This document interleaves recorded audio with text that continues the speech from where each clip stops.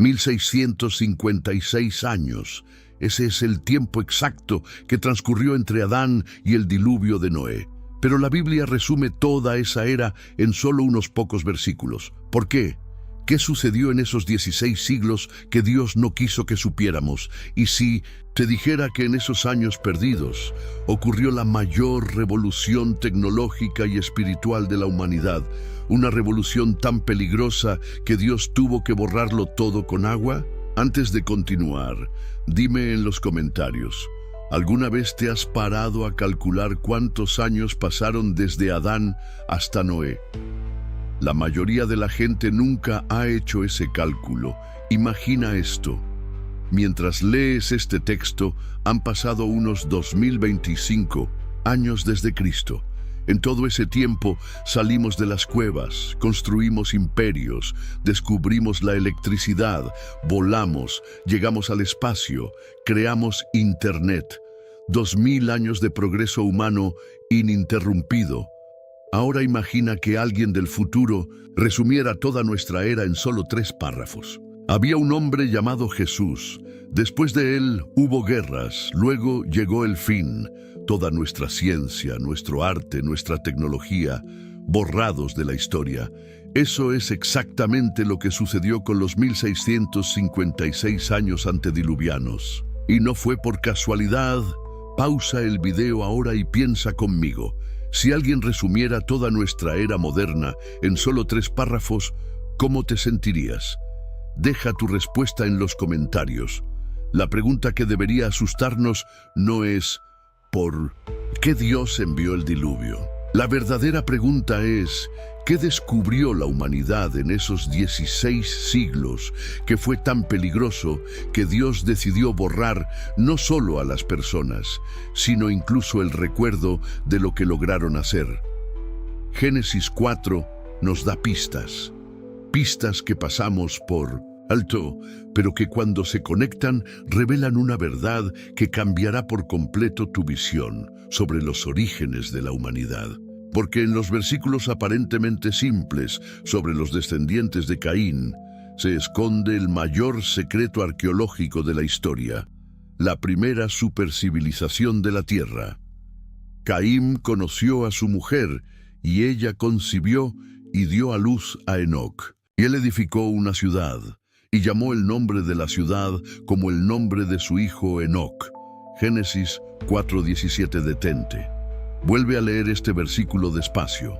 Caín, el primer asesino de la historia, el hombre que mató a su propio hermano y fue maldecido por Dios a ser fugitivo y vagabundo en la tierra, no solo encuentra una mujer y tiene un hijo, construye una ciudad, la primera ciudad de la humanidad, y la llama con el nombre de su hijo, Enoc.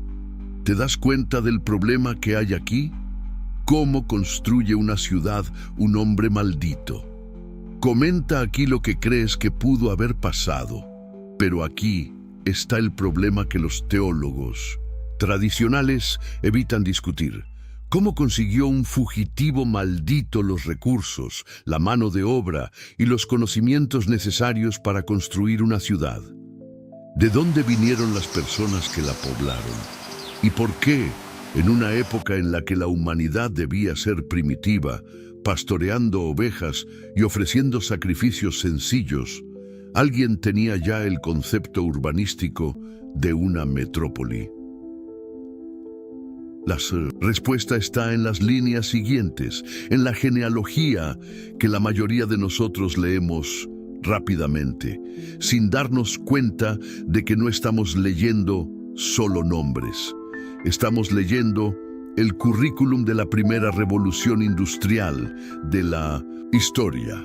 Y a Enoc le nació Irade, e Irade engendró a Meujael, y Meujael engendró a Metusael, y Metusael engendró a Lamec, y Lamec tomó para sí 2 mujeres. El nombre de una era Ada y el nombre de la otra Sila. Génesis 4, 18, 19. Lamec. Este nombre debería llamarnos la atención, porque Lamec no fue solo un descendiente más, fue el primer polígamo de la historia. el primer hombre en desafiar abiertamente el modelo de familia establecido por Dios. Pero eso es solo el principio. Lamech tuvo 3 hijos, y cada uno de ellos fundó un área de la civilización tan avanzada que sus efectos aún resuenan hoy en día. Si estás siguiendo, deja un comentario, porque lo que viene ahora te dejará boquiabierto. Y Ada dio a luz a Jabal. Este fue el padre de los que habitan en tiendas y tienen ganado. Génesis 4:20. Jabal, el padre de los que habitan en tiendas. Esto no significa que él inventó el campamento. En hebreo, la palabra utilizada aquí sugiere estructuras móviles sofisticadas, viviendas diseñadas para grupos grandes de personas. Jabal desarrolló la primera ingeniería de vivienda de la humanidad. Creó sistemas arquitectónicos que permitían a comunidades enteras moverse y establecerse rápidamente. Era logística avanzada, ingeniería civil aplicada al nomadismo. Jabal transformó tribus dispersas en civilizaciones móviles organizadas, y el nombre de su hermano era Jubal. Este fue el padre de todos los que tocan el arpa y la flauta. Génesis 4:21. Jubal, el padre de todos los que tocan el arpa y la flauta. Una vez más, no estamos hablando de alguien que inventó la música de fogata. La palabra hebrea utilizada para arpa, quínor y flauta, ugab, indica instrumentos complejos, con afinación precisa y construcción elaborada. Jubal desarrolló una acústica avanzada. Entendía las frecuencias, la resonancia, los armónicos. Jubal creó la primera tecnología de sonido de la humanidad. Pero ¿por qué es esto importante? Porque la música, en las culturas antiguas, no era entretenimiento, era tecnología espiritual. Era la forma de conectarse con dimensiones más allá de lo físico, de inducir estados alterados de conciencia, de comunicarse con entidades espirituales. Jubal no solo creó instrumentos, creó la primera interfaz tecnológica entre el mundo natural y el sobrenatural. Amigo, ¿alguna vez te has parado a pensar en ello? La música como tecnología espiritual. Comenta si esto tiene sentido para ti. Y Sila también dio a luz a Tubal-Caim, maestro de toda obra de cobre y hierro, y la hermana de Tubal-Caim fue Naamá. Génesis 4:22. Aquí llegamos al punto que debería dejarnos en shock. Tubal-Caim, maestro en todo trabajo de cobre y hierro. Estamos hablando de metalurgia avanzada. Estamos hablando de aleaciones metálicas, de forja, de tecnología que, según los arqueólogos convencionales, la humanidad solo desarrollaría milenios después. Pero eso no es todo. La palabra hebrea para maestro aquí es latash, que significa alguien que afila, que corta, que moldea con precisión. Tubal-Caim no era un simple herrero, era un ingeniero metalúrgico. Entendía de temperaturas, presiones, composiciones químicas. Tubal-Caim desarrolló la primera tecnología militar de la humanidad. Y fíjense en un detalle que casi nadie percibe: cobre y hierro. Dos tecnologías que, según la cronología arqueológica tradicional, no deberían coexistir en la misma época. El cobre es anterior al hierro en siglos, pero Tubal-Caim dominaba ambos simultáneamente. Como lo ven, esto destruye toda la cronología arqueológica tradicional. Si también se han quedado impactados, dejen un en los comentarios. La respuesta está en lo que la Biblia no dice directamente, pero sugiere entre líneas. Estos hombres no descubrieron estas tecnologías por sí mismos, les fueron enseñadas. Imagina la escena, una ciudad que surge de la nada. No chozas de barro, sino estructuras de bronce y hierro. No pastores primitivos, sino ingenieros, metalúrgicos, acústicos. No una sociedad simple, sino una civilización tecnológica avanzada. Y todo ello en solo unas pocas generaciones después de Adán. ¿Te lo imaginas? Una metrópolis tecnológica hace milenios. Si lo has imaginado, reacciona con un like, pero aquí está la pregunta que debería aterrorizarnos. Si en 7 generaciones después de Adán, los descendientes de Caín ya habían desarrollado el urbanismo, la ingeniería, la acústica avanzada y la metalurgia, ¿qué lograron hacer en los siguientes 1500 años? Amigos, esta pregunta me da escalofríos. ¿Y a ustedes? ¿Qué creen que una civilización así podría haber logrado en 1500 años? Compartan sus opiniones en los comentarios y lo más importante, ¿por qué Dios permitió que esto se desarrollara a través del linaje del asesino y no a través del linaje del justo Set? La respuesta está en el hecho de que Caín no estaba solo cuando fundó su civilización. Cuando la Biblia dice que conoció a su mujer, en el versículo 17, hay una implicación que los traductores evitan explorar. La palabra hebrea yada, conoció, a veces implica no solo una relación íntima, sino también un conocimiento compartido, un aprendizaje mutuo. ¿Y si la mujer de Caín no fuera solo una descendiente de Adán?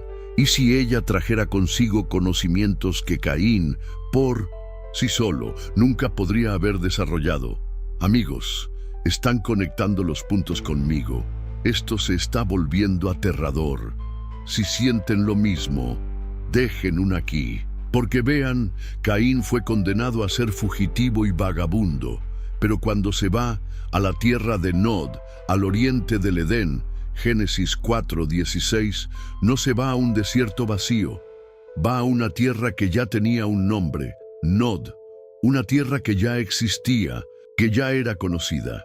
Y si Nod no fuera solo un lugar geográfico, sino un centro de conocimiento, y si allí Caín encontrara no solo una mujer, sino una civilización que ya estaba siendo instruida por seres que sabían mucho más sobre tecnología, de lo que cualquier humano debería saber en aquella época.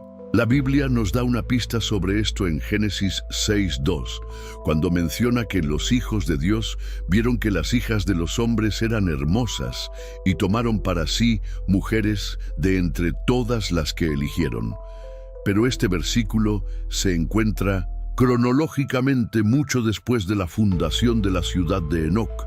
Y si los hijos de Dios ya estaban en la tierra mucho antes de lo que tradicionalmente enseñamos, ¿y si la civilización de Caín fue la primera en recibir instrucción directa de seres celestiales que decidieron intervenir en el desarrollo humano? Si esto es cierto, cambia todo lo que sabemos sobre el comienzo de la humanidad. ¿Creen que es posible? Compartan su teoría. Esto explicaría cómo Caín, un fugitivo, logró fundar una metrópoli. Esto explicaría cómo sus descendientes dominaron tecnologías que deberían haber tardado siglos en desarrollarse. Esto explicaría por qué el linaje de Caín se volvió tecnológicamente superior al linaje de Set en tan poco tiempo. Y eso explicaría por qué Dios tuvo que intervenir de manera tan drástica 1656 años después. Porque cuando los seres celestiales comienzan a enseñar tecnología avanzada a los humanos que acaban de salir del jardín del Edén, el resultado no es progreso, es corrupción. Y la corrupción, cuando no se contiene, se extiende hasta contaminar toda la creación. La ciudad de Enoc no solo fue la primera metrópoli de la humanidad, fue el primer laboratorio de hibridación entre el conocimiento celestial y la ambición humana. Y lo que nació de ese laboratorio fue una supercivilización que hizo cosas que ni siquiera nuestra era moderna ha logrado hacer. Durante los siguientes 1500 años después de Enoc, esa civilización creció, se expandió y desarrolló tecnologías que desafían nuestra comprensión actual. Y cuando Dios miró lo que se había convertido, vio que toda carne había corrompido su camino sobre la tierra. No era solo una cuestión moral, era una cuestión existencial. La propia definición de humano estaba siendo reescrita, y es por eso que esos 1656 años se resumieron en genealogías. Porque si supiéramos en detalle lo que realmente sucedió en esa era, entenderíamos no solo de dónde provienen las megalomanías de las civilizaciones antiguas, sino también hacia dónde se dirige nuestra propia civilización. En el próximo capítulo, descubriremos quiénes fueron exactamente esos maestros celestiales que descendieron para instruir a la humanidad, y entenderemos por qué lo que enseñaron se consideró tan peligroso que Dios decidió que era mejor destruir el mundo entero que permitir que ese conocimiento siguiera difundiéndose. Si este primer capítulo ya te ha impactado, comparte ahora. Y dime en los comentarios, ¿ya imaginabas que la Biblia escondía estos secretos? Suscríbete y activa la campana, porque el próximo video revelará quiénes fueron los verdaderos maestros de Caín. Porque los hijos de Dios, mencionados en Génesis 6, no aparecieron de la nada. Ya estaban observando, ya estaban planeando, ya se estaban preparando para la mayor intervención no autorizada de la historia. Y todo comenzó con una ciudad llamada Enoc. Imagínate esto. La tierra aún joven, con bosques vírgenes, ríos caudalosos y montañas que nunca habían visto la presencia humana. El hombre comenzaba a organizarse en ciudades rudimentarias, pero ya había indicios de que algo mucho más grande estaba sucediendo. No se trataba solo de inventos humanos. Había maestros ocultos, profesores invisibles que observaban desde lo alto. La Biblia llama a estos seres hijos de Dios. El libro de Enoc los llama vigilantes, y la historia que protagonizaron es tan inquietante que fue prohibida del canon oficial de las Escrituras. Haz una pausa un momento. ¿Has oído hablar del libro de Enoc? Escribe en los comentarios, ¿crees que este libro debería estar en la Biblia o no?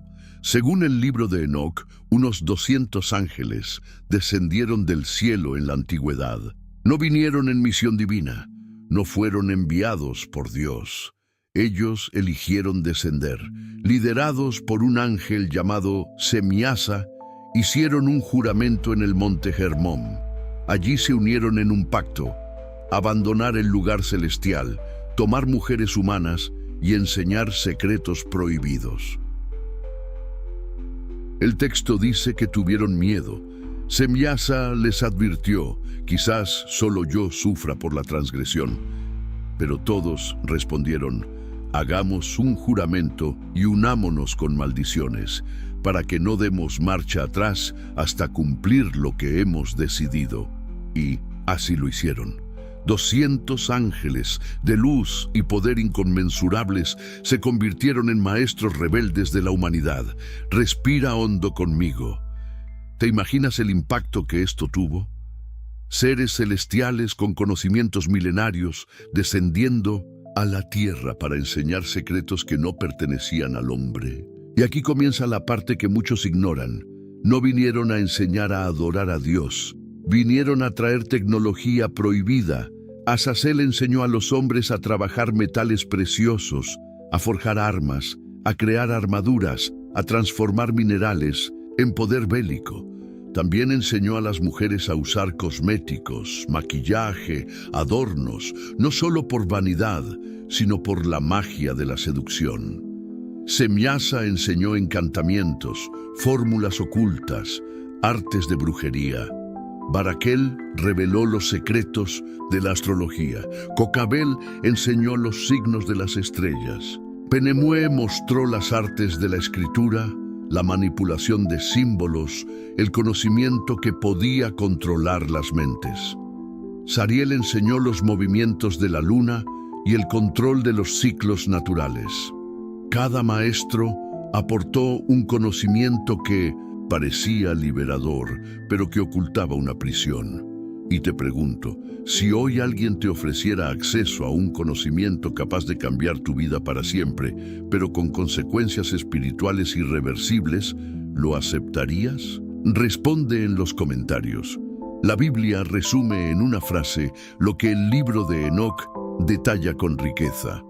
Los hijos de Dios vieron que las hijas de los hombres eran hermosas y tomaron para sí mujeres de entre todas las que eligieron.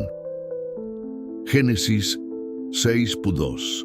No se trataba solo de un matrimonio, era una unión prohibida. Seres celestiales se unieron a mujeres humanas, y de esa unión nacieron criaturas que nunca deberían haber existido, los Nefilim, gigantes, seres híbridos, ni totalmente humanos, ni totalmente celestiales. Criaturas de estatura descomunal, inteligencia sobrenatural y apetito insaciable.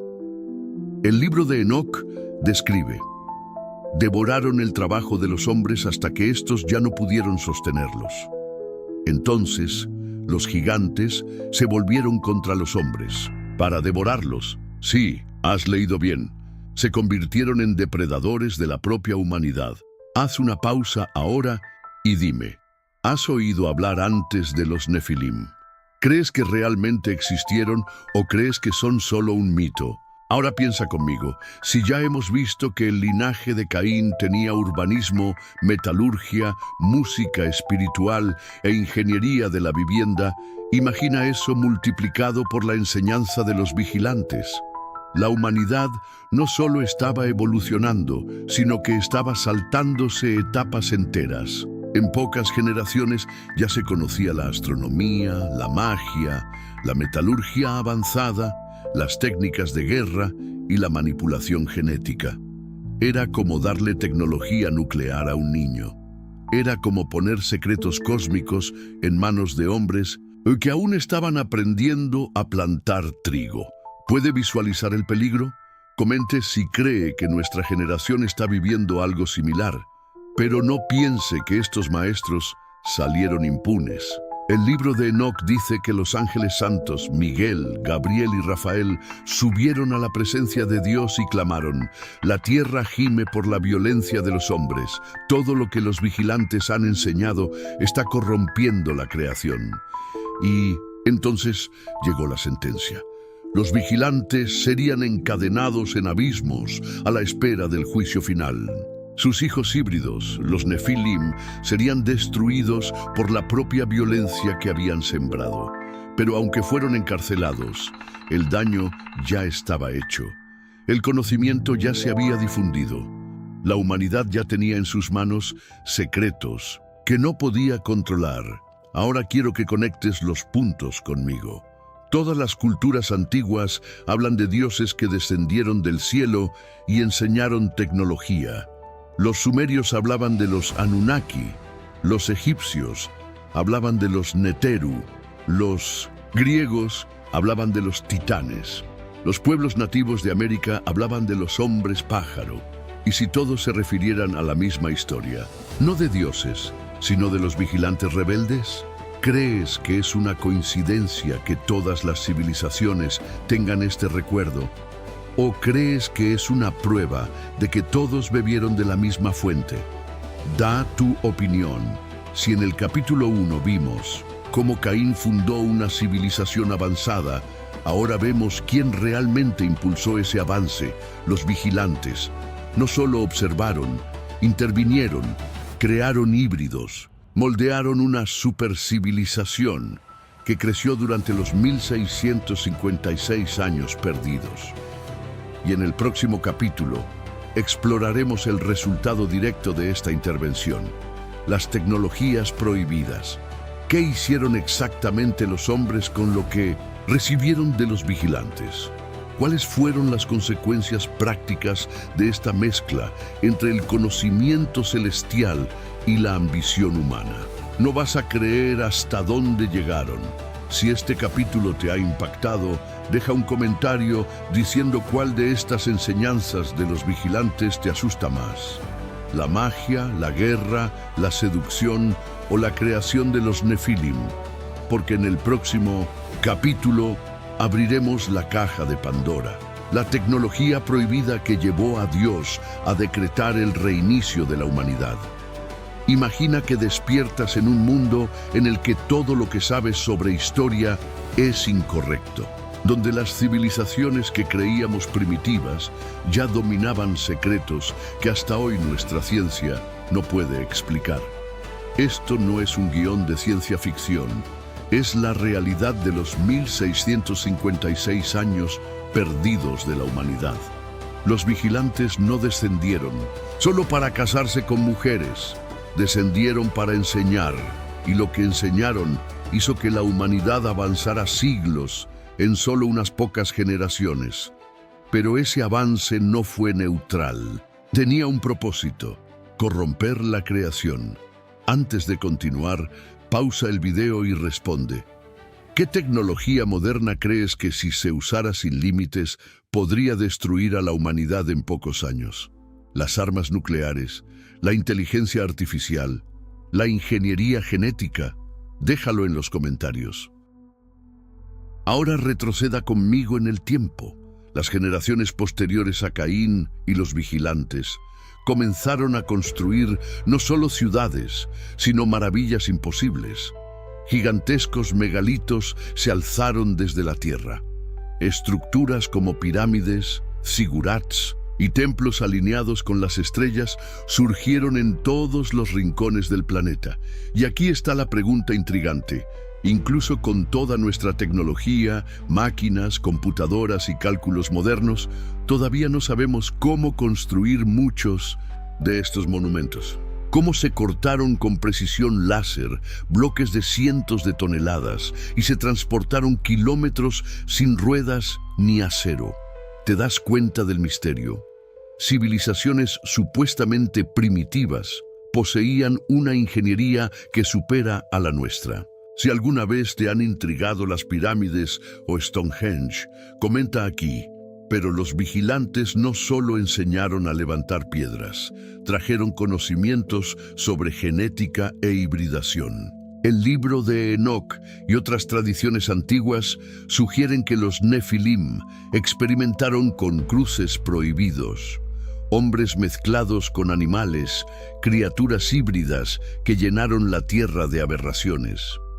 Los pueblos antiguos hablan de centauros, minotauros, hombres escorpión, aves humanas. ¿Son solo mitos? ¿O serían recuerdos distorsionados de esos experimentos genéticos antediluvianos? Piénsalo conmigo. Hoy, en 2025, ya tenemos la capacidad de editar el ADN con CRISPR, de crear embriones híbridos entre humanos y animales en laboratorios.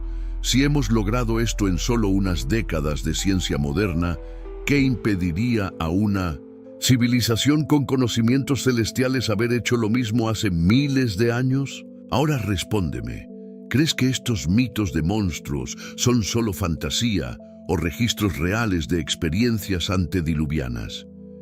Y no se detuvo ahí.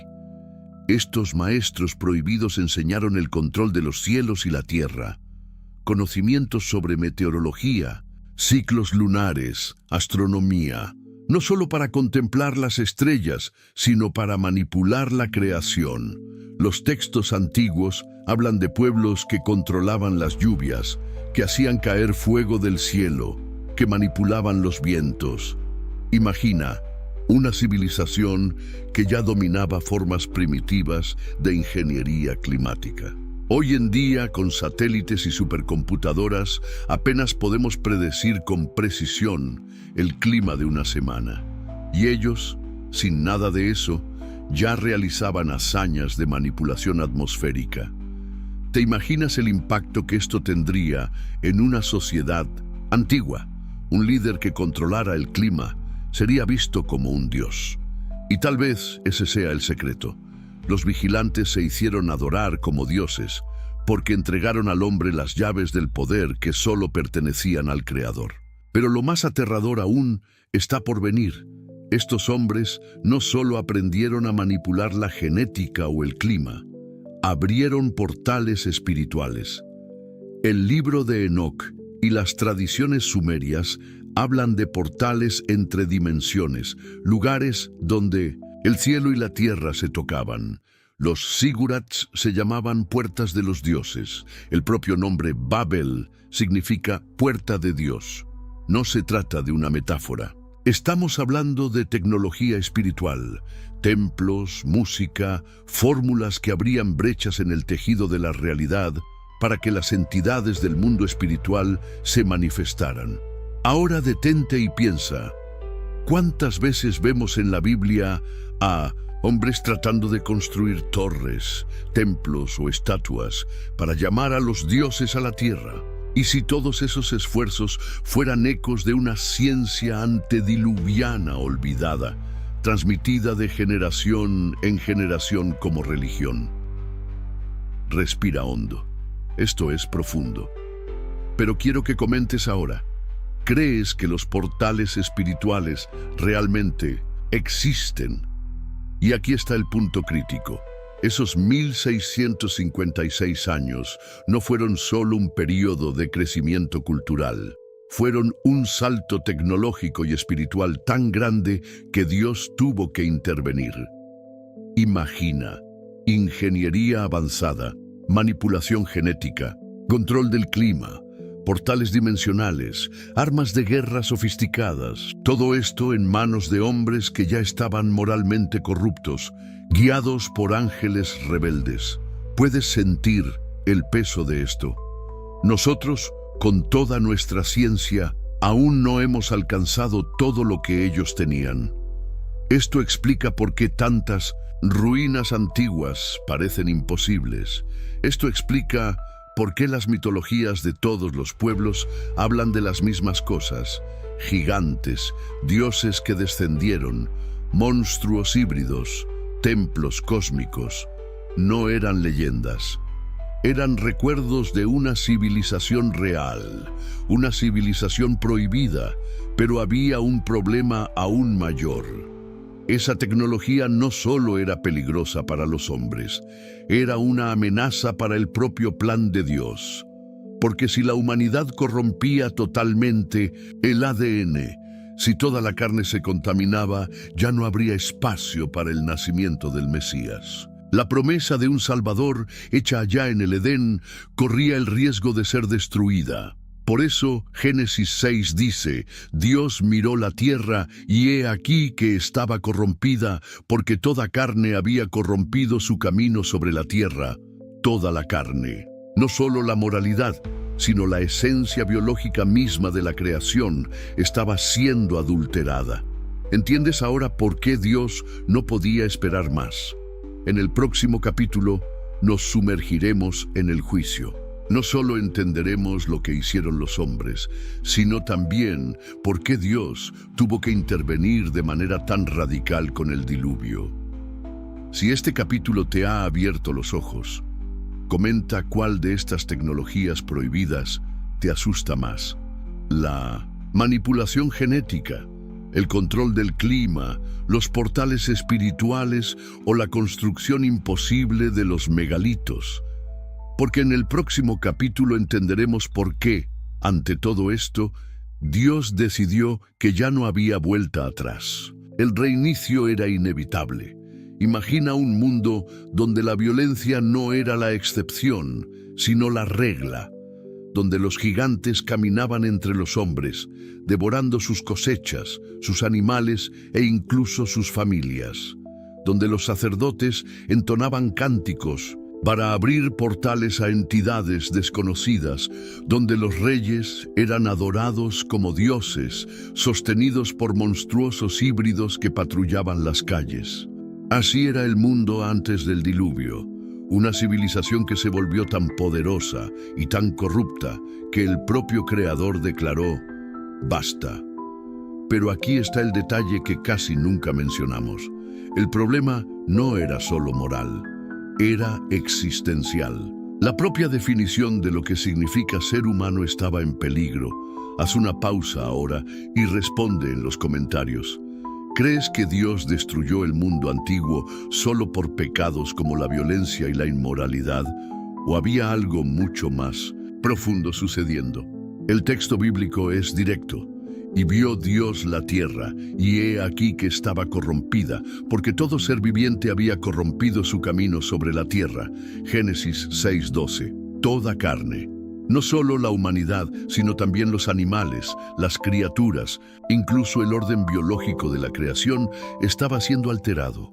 Los híbridos eran solo la cara visible de una corrupción que afectaba al ADN de toda la Tierra. ¿Te das cuenta de la gravedad de esto? No era solo violencia, no era solo idolatría, era un ataque directo al proyecto original de Dios. El libro de Enoc describe cómo los hombres clamaron al cielo, incapaces de resistir la tiranía de los gigantes. Los Nefilim, con su apetito insaciable, devastaron los campos, destruyeron ciudades enteras y convirtieron el planeta en un campo de sangre. Y entonces los ángeles fieles, Miguel, Gabriel, Rafael y Uriel, llevaron el clamor ante Dios.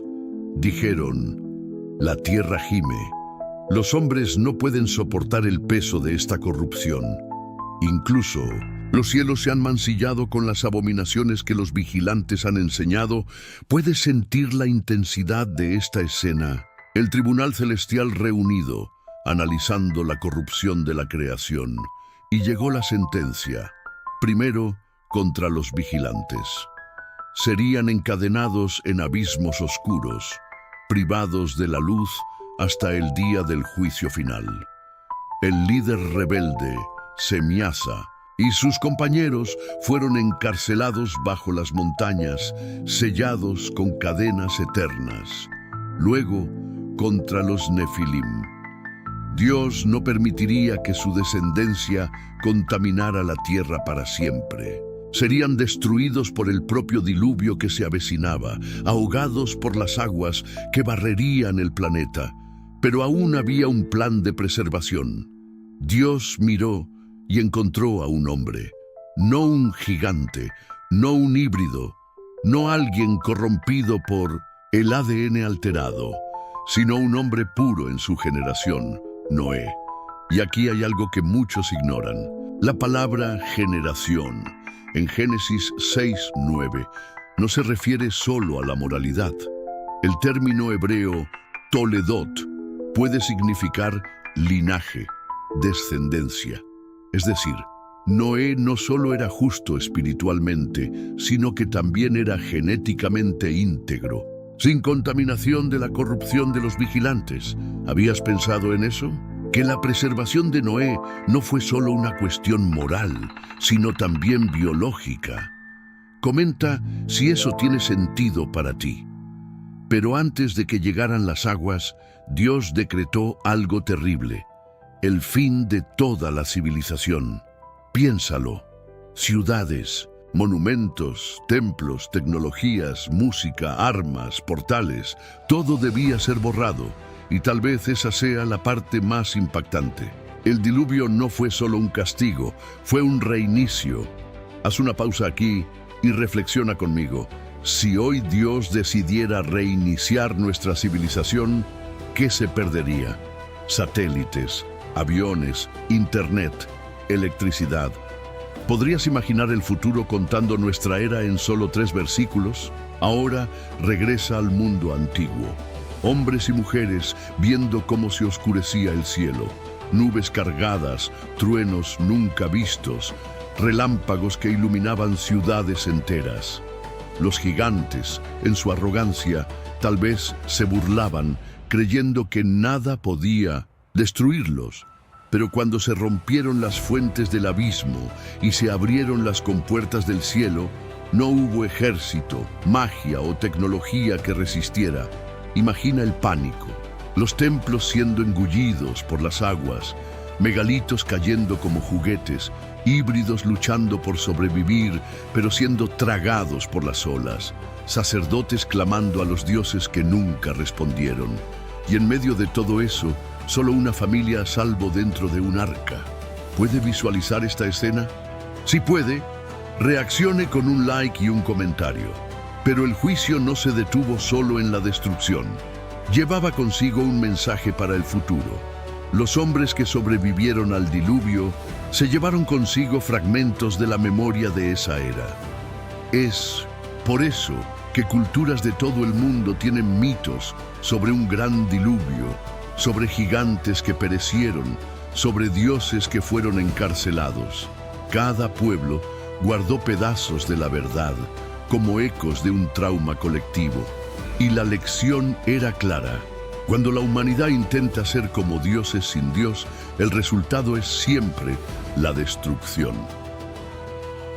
Y aquí llegamos a la pregunta que debe inquietarnos. Jesús dijo en Mateo 24:37, como fue en los días de Noé, así será también la venida del Hijo del Hombre. ¿Qué significa esto? Si los días de Noé estuvieron marcados por la hibridación, la corrupción genética, la violencia, la idolatría y la manipulación espiritual, estamos viviendo algo similar hoy en día. Piénsalo conmigo, estamos jugando con el ADN, la clonación, la inteligencia artificial, la manipulación climática, las armas de destrucción masiva.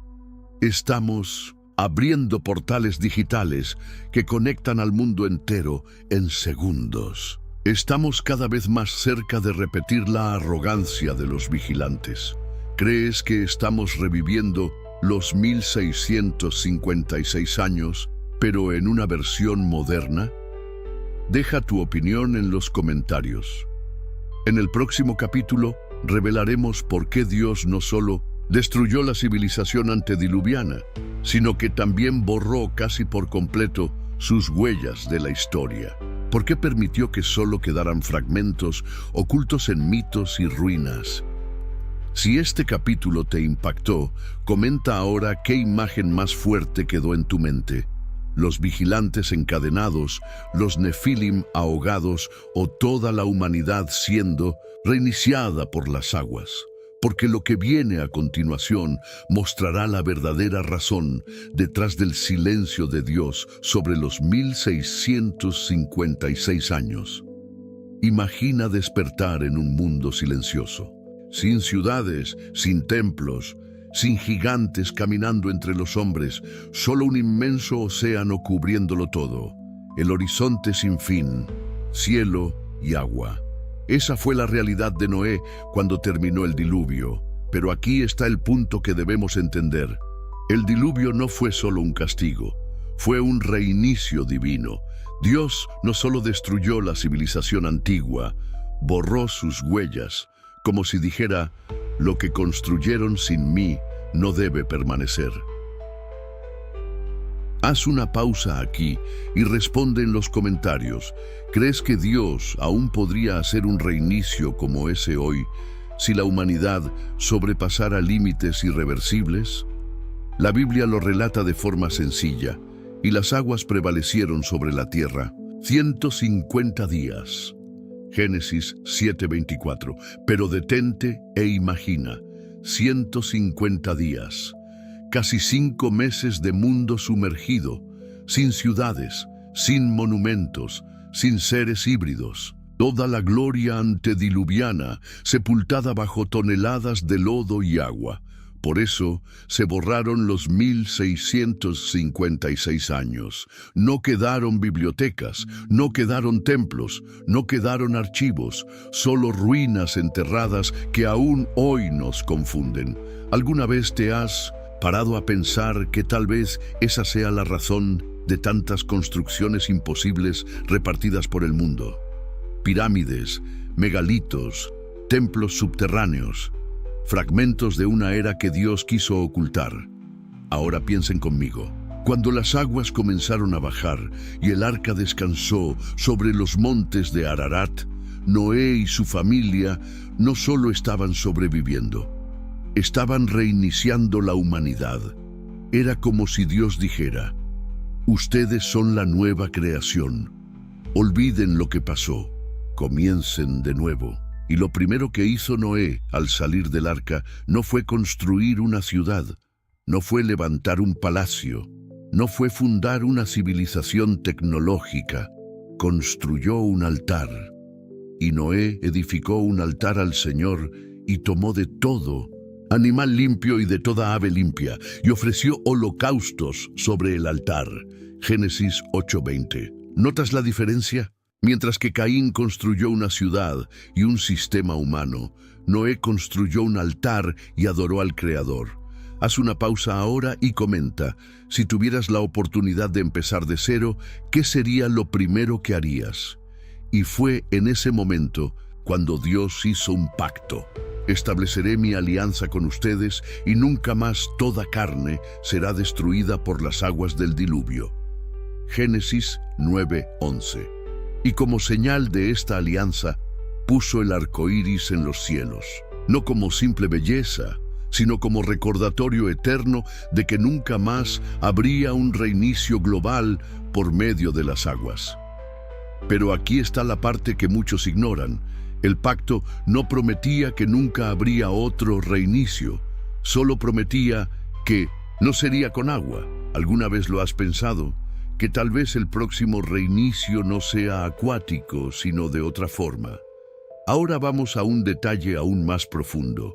¿Por qué Dios borró casi todos los rastros de esa civilización? Si hubiera querido, podría haber conservado monumentos, registros, ciudades enteras como testimonio. Pero no lo hizo. Permitió que los restos quedaran enterrados, fragmentados, ocultos en mitos. Quizás porque si tuviéramos acceso completo a esa ciencia, caeríamos en los mismos errores. Quizás porque la humanidad no resistiría la tentación de repetir el pecado de los vigilantes. Por eso hoy miramos Göbekli Tepe, Stonehenge, las pirámides y nos quedamos en shock. Sabemos que algo anda mal con la cronología, pero no tenemos todas las piezas. Dios quiso que fuera así, y aquí está el paralelo aterrador.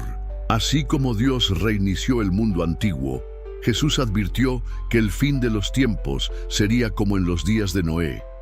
Es decir, antes del fin habrá nuevamente una era de corrupción genética, violencia, idolatría tecnológica y contacto con entidades espirituales.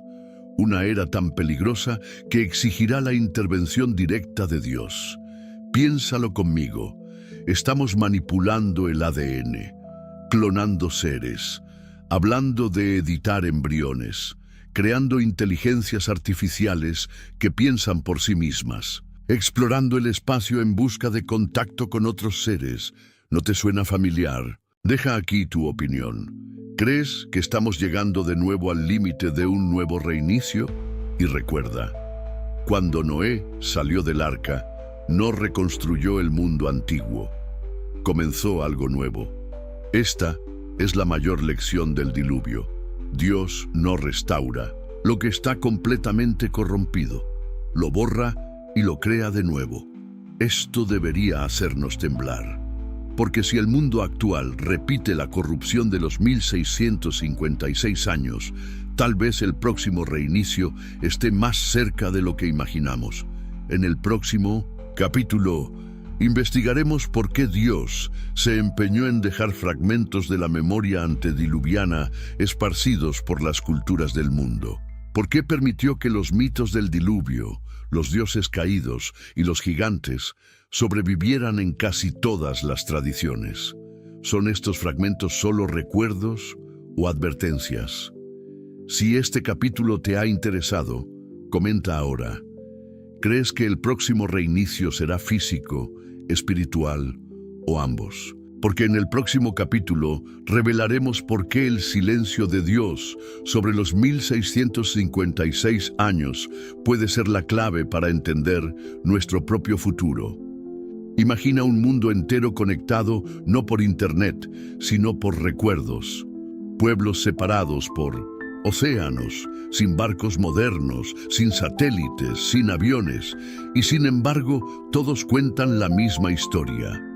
Dioses que descendieron del cielo, enseñaron tecnología, crearon gigantes y fueron recordados como fundadores de civilizaciones. ¿Coincidencia? ¿O todos contaban, de diferentes maneras, el mismo episodio real? Haz una pausa aquí y responde en los comentarios. ¿Crees que es posible que diferentes mitologías sean solo fragmentos de una única verdad? Cuando miramos los registros antiguos, la repetición es evidente. En Mesopotamia, los sumerios hablaban de los Anunnaki, dioses que descendieron de los cielos, para enseñar agricultura, escritura y astronomía. Decían que su civilización no comenzó lentamente, sino de repente, porque estos seres trajeron consigo todo el conocimiento ya preparado. En Egipto, los antiguos mencionaban a los Neteru, dioses que gobernaron antes que los faraones. Los textos antiguos hablan de un período llamado Sep-Tepi, el tiempo primordial, cuando las deidades caminaban entre los hombres y les entregaron los fundamentos de la ingeniería y la religión.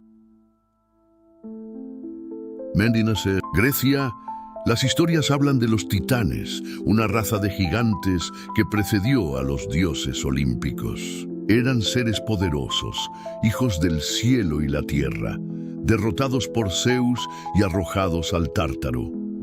En América, pueblos como los mayas y los aztecas hablaban de dioses que vinieron del cielo en serpientes aladas y enseñaron calendarios y astronomía avanzada. Los incas veneraban a Viracocha, el maestro blanco que vino de las aguas. En la India, los Vedas describen a los devas y asuras, seres celestiales que guerreaban entre sí e interactuaban con los hombres, aportándoles ciencia, armas y poderes. En todas estas tradiciones encontramos el mismo patrón: seres venidos de las alturas que enseñaron tecnología y fueron adorados como dioses. Ahora dime, ¿crees que todos estos pueblos inventaron historias iguales por casualidad o estaban describiendo a los mismos vigilantes que menciona la Biblia? El libro de Enoc nos da la clave. No llama a estos seres Anunnaki, titanes o Neteru, los llama vigilantes. 200 ángeles que abandonaron su posición celestial para mezclarse con los hombres y corromper la creación. Es decir, todas estas culturas estaban preservando fragmentos de la memoria antediluviana. No estaban creando religiones diferentes. Estaban transmitiendo recuerdos fragmentados de lo que sucedió en los 1656 años borrados. Imagina esto como un espejo roto. Cada cultura tiene un pedazo, una astilla que refleja parte de la verdad, pero cuando las unimos todas, vemos la imagen completa, los vigilantes. Pero aquí está la parte aterradora. Estos pueblos no solo recordaban a los vigilantes como maestros, los adoraban como dioses. Los sumerios construyeron templos para Enki y Enlil.